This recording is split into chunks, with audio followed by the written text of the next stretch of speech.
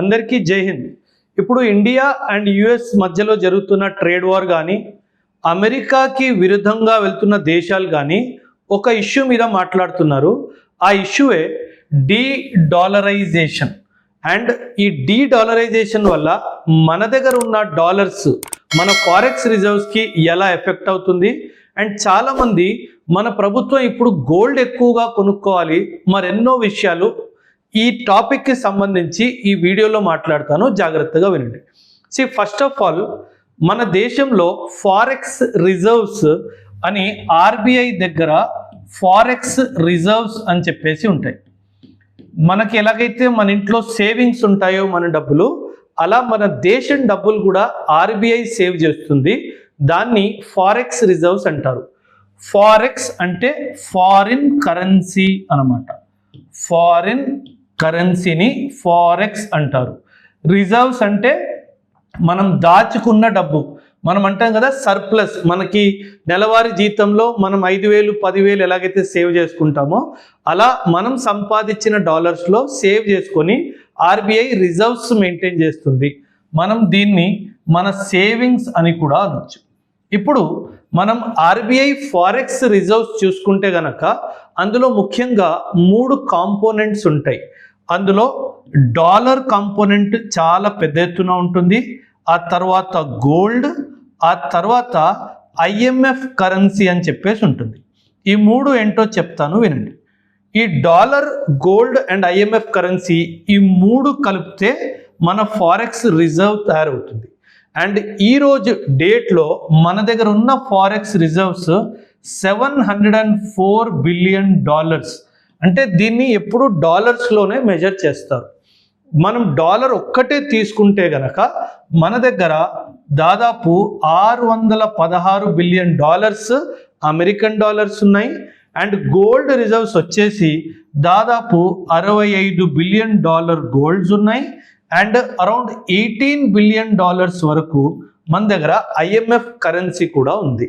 IMF currency ఎలా అంటే ఒక basket of currencies, 5 currencies average తీసుకొని ఐఎంఎఫ్ కరెన్సీ తయారు చేయబడుతుంది. ఇప్పుడు అందరూ ఏమంటున్నారంటే, అమెరికా ఎలాగైతే ఇప్పుడు ట్రేడ్ వార్ చేస్తుందో, మొత్తం ప్రపంచంలో డాలర్ని ముఖ్యంగా వాడతారు కాబట్టి అమెరికా డాలర్తో ఎప్పుడైనా మనల్ని కంట్రోల్ చేయొచ్చు, అందుకే మనం డీ డాలరైజేషన్ చేయాలి అని మాట్లాడుతున్నారు. అండ్ మన ప్రభుత్వం దగ్గర ఆల్రెడీ $616 బిలియన్ ఉన్నాయి. ఇప్పుడు ఈ డాలర్ రేట్ వరల్డ్లో అసలు ఎలా పెరుగుతుంది, ఎలా తగ్గుతుందో చెప్తాను, వినండి. ప్రపంచ దేశాలందరూ వాళ్ళ రిజర్వ్స్ ముఖ్యంగా డాలర్స్లోనే పెట్టుకుంటారు. ఈ డాలర్స్లో ఎందుకు పెట్టుకుంటారంటే, dollar is considered to be the most stable currency అనమాట. సో అందుకే సాధారణంగా కంట్రీస్ అన్నీ డాలర్స్లో పెట్టుకుంటాయి వాళ్ళ సేవింగ్స్. కానీ ఇప్పుడు జనాలు ఏమంటున్నారంటే, అన్ని కంట్రీస్ ఏమంటున్నాయంటే మేము గోల్డ్కి షిఫ్ట్ అవుతాము అని అంటున్నారు. మన కాన్సన్ట్రేషన్ చూసుకుంటే 616 ఎక్కడ, 65 ఎక్కడ. సో చాలామంది ఏమంటున్నారంటే ఈ డాలర్స్ని మనం డంప్ చేసి మనం గోల్డ్లో మన రిజర్వ్స్ని క్రియేట్ చేయాలి లేదా పెంచుకోవాలి అని చెప్తున్నారు. సో దీనివల్ల లాభం ఏంటి, దీనివల్ల నష్టం ఏంటి, మరెన్నో విషయాలు చెప్తాను, వినండి జాగ్రత్తగా. ఫస్ట్ ఆఫ్ ఆల్, ఈ రిజర్వ్స్ డాలర్స్లోనే ఉంటాయి, ఎందుకంటే dollar is a stable currency కాబట్టి. సో మార్కెట్లో ఎలా అవుతుందంటే, there is something known as demand, supply and price. ఇలా 3 ఉంటాయి. మనకి ఏ ప్రోడక్ట్ అయినా సరే మార్కెట్లో దానికి సప్లై ఎక్కువ ఉంది, డిమాండ్ ఎక్కువ ఉంది అంటే దాని ప్రైస్ కూడా ఎక్కువైనా ఉంటుంది, స్టేబుల్ అయినా ఉంటుంది. అదేవిధంగా సప్లై ఎక్కువ ఉంది, డిమాండ్ తక్కువ ఉంది అంటే దాని ధర పడిపోతుంది. బట్ అదేవిధంగా సప్లై తక్కువ ఉండి డిమాండ్ ఎక్కువ ఉంటే ఖచ్చితంగా దాని ప్రైస్ పెరిగిపోతుంది. ఎప్పుడైనా సరే డాలర్ ఈ పొజిషన్లో ఉంటుంది. ఎందుకు ఇలా ఉంటుందంటే, డాలర్ సప్లైని అమెరికా కంట్రోల్ చేస్తుంది. ఆ డాలర్ సప్లైని కంట్రోల్ చేస్తుంది. దాని స్టెబిలిటీ వల్ల, దాని డిమాండ్ ఎక్కువడం వల్ల దాని ప్రైస్ ఎప్పుడూ పెరుగుతూనే ఉంటుంది. అందుకే మనం గమనిస్తున్నాము, ఈరోజు $1 దాదాపు 87 రూపాయలు దాకా వెళ్ళిపోయింది. సో మనం ఏమంటామంటే, ఇలా ప్రైస్ పెరిగిపోతున్న కొద్దీ, ఫర్ ఎగ్జాంపుల్ నేను ఈరోజు ఆయిల్ ఇంపోర్ట్ చేసుకుంటున్నాను, అంటే ఇప్పుడు నేను ఆయిల్ ఇంపోర్ట్ చేసుకోవాలి, $1 నేను ఇచ్చి ఆయిల్ తెచ్చుకోవాలి అంటే నేను 87 రూపాయలు ఇవ్వాలి. సో మన ప్రభుత్వం కానీ వేరే ప్రభుత్వాలు కానీ వాళ్ళ ఉద్దేశం ఏంటంటే దీనిని తగ్గించాలి, ఈ ఎక్స్చేంజ్ రేట్ అంటారు దీన్ని, ఈ ఎక్స్చేంజ్ రేట్ని తగ్గించాలి. సో ఈ ఎక్స్చేంజ్ రేట్ని తగ్గించాలి అంటే మనం ఒక పని చేయాలి. ఎలాగైతే సప్లై తగ్గించడం వల్ల డిమాండ్ పెరుగుతడం కానీ డిమాండ్ కాన్స్టెంట్గా ఉండడం వల్ల ప్రైస్ పెరుగుతుందో మనం ఈ సప్లైని ఇంక్రీజ్ చేయాలి.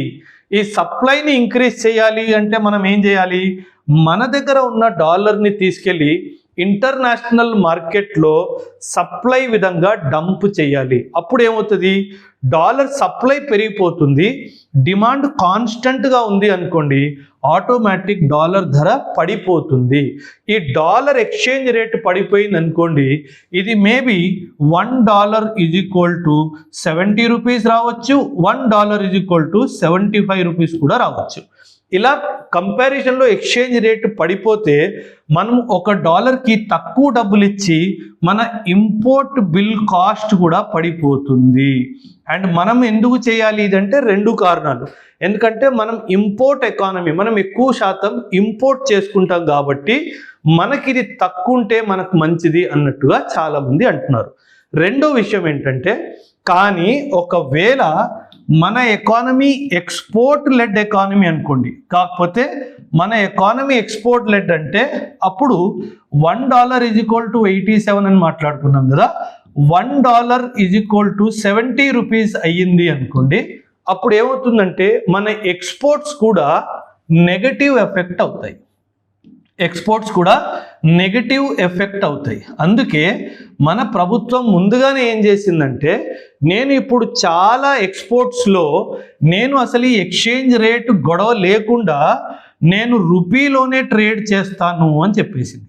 ఈ రూపీలోనే ట్రేడ్ చేయడం వల్ల ఏమవుతుందంటే మనకి డాలర్కి రూపాయికి ఎక్స్చేంజ్ రేట్ తగ్గిపోయినా మనకి నెగటివ్ ఎఫెక్ట్ ఉండదు. అండ్ మనం ఇలా డబ్బులు ఈ డాలర్స్ మన రిజర్వ్స్ నుంచి తీసేసి మనం బంగారం పెంచాలి, బంగారం పెంచితే దీనివల్ల కూడా నా కరెన్సీలో కూడా ఇంకా బలం వస్తుంది అని ఉద్దేశము. చాలామంది ఎకానమిస్టులు ఏం చెప్తున్నారంటే ఇంకా దీనిని తగ్గించేసి మనం దీన్ని పెంచాలి అని చెప్పేసి అంటున్నారు.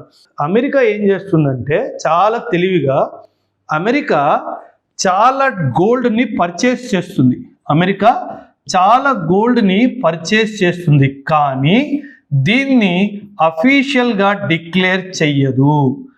ఎందుకు అఫీషియల్గా డిక్లేర్ చేయదంటే దానికి చాలా కారణాలు ఉన్నాయి.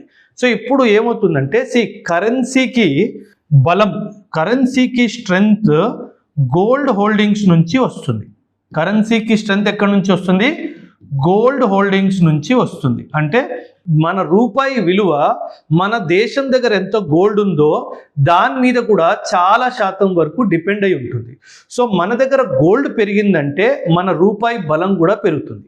కానీ అమెరికా ఏం చేస్తుందంటే ఎవ్వరికీ చెప్పకుండా సీక్రెట్గా గోల్డ్ని హోల్డ్ చేస్తూ ఉంటుంది. ఈ గోల్డ్ ఎందుకు డిక్లేర్ చేయదు అంటే, ఈ డిక్లేర్ చేస్తే అమెరికాకి $36 ట్రిలియన్ అప్పు ఉంది. అప్పుడు IMF ఏమంటుంది, నీ దగ్గర ఇంత గోల్డ్ ఉంది కదా, నువ్వు ఫస్ట్ అప్పు తీర్చేయని చెప్తుంది.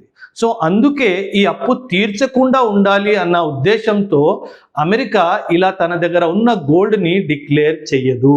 సో నా ఉద్దేశం ఏంటంటే మనము ఖచ్చితంగా ఇంకా అమెరికా ఈ డాలర్ డిపెండెన్స్ని తగ్గించి మేబీ ఒక $100-200 బిలియన్ గోల్డ్ క్వాంటిటీని ఇంకా ఇంక్రీజ్ చేస్తే, ఒకవైపు ఇలా అమెరికన్ డాలర్ మార్కెట్లో వెళ్ళి సప్లై ఇంక్రీజ్ అయితే డాలర్ కూడా క్రాష్ అవుతుంది అండ్ మనకు కూడా గోల్డ్ వస్తుంది, అమెరికా కూడా బుద్ధి చెప్పినట్టు అవుతుంది అన్నది నా ఉద్దేశం. సో దీనిపైన మీ అభిప్రాయం కూడా ఖచ్చితంగా కమెంట్స్లో తెలియజేయండి. థ్యాంక్ యూ అండ్ జై.